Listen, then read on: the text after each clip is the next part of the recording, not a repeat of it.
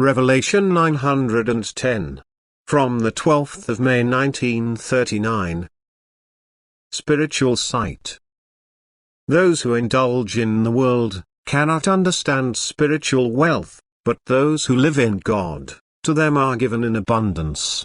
And so it is quite easy to recognize who stands in the truth and who is subject to error, and therefore a spiritually blind man will never be allowed to presume to pass judgment, for he sees with the eyes of the world, and these do not penetrate into spiritual territory. Conversely, however, a spiritually active person will be allowed to take a look, and all obstacles will disappear from his spiritual eye, and what he sees will not be visible to the naked eye, and yet it will be clearly perceptible to the spirit's eye.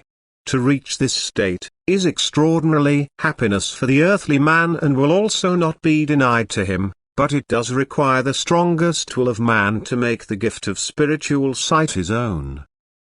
The spiritual is hidden in all matter, and therefore this spiritual must inevitably come into function.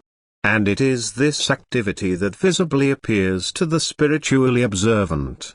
It is like a constant use of spiritual power, it is an exchange of inflowing and outgoing power taking place in all regularity and therefore a constant pulsation of the original power guided by God through all works of creation, to which every being, just like every work of creation, contributes by itself.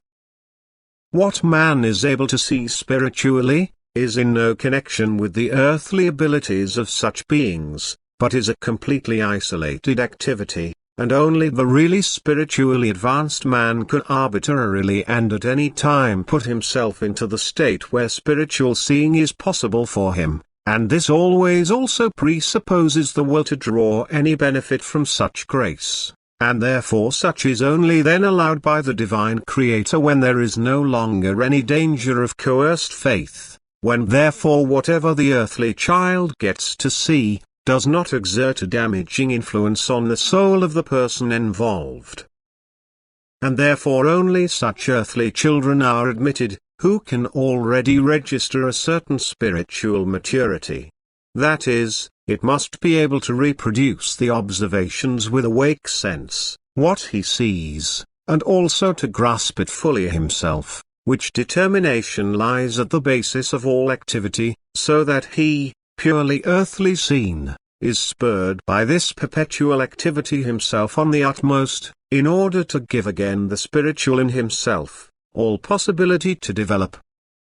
He who is able to see spiritually, will also soon have overcome matter and only remain on earth for the sake of his fellow men, because this state will already be a stay in higher spheres for him, and matter will be left behind, so to speak, because it does not belong in that world. But a conscious looking into the spiritual kingdom brings unspeakable benefit to the earthly man and should therefore be striven for with full will, because it is important to increase spiritual wealth and to collect imperishable treasures for eternity. Amen.